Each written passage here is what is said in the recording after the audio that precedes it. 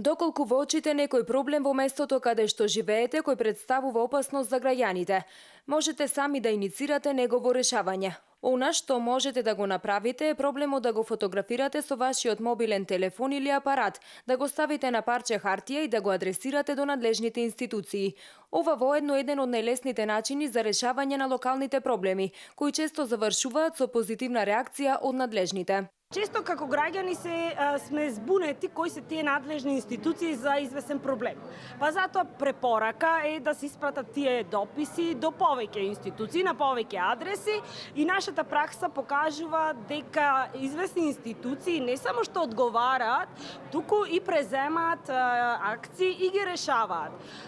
Нашето искуство покажува во пракса дека надлежните институции, посебно околу мали проблеми, меѓутоа доста големи за граѓаните, дупки, шахти, загрозена безбедност на деца, дека тие во рок од ден-два од поднесувањето на тоа барање го санираат и не известуваат со допис. Оваа така наречена фотоалатка денеска беше представена пред присутните кои беа дел од регионалниот форум за Пелагонискиот и југозападниот регион на тема Фотоглас алатка за граѓански активизам на локално и регионално ниво, кој е во организација на Цивика Мобилитас во соработка со Младинскиот културен центар од Битола, како дел од меѓународниот арт фестивал Битола Отворен град.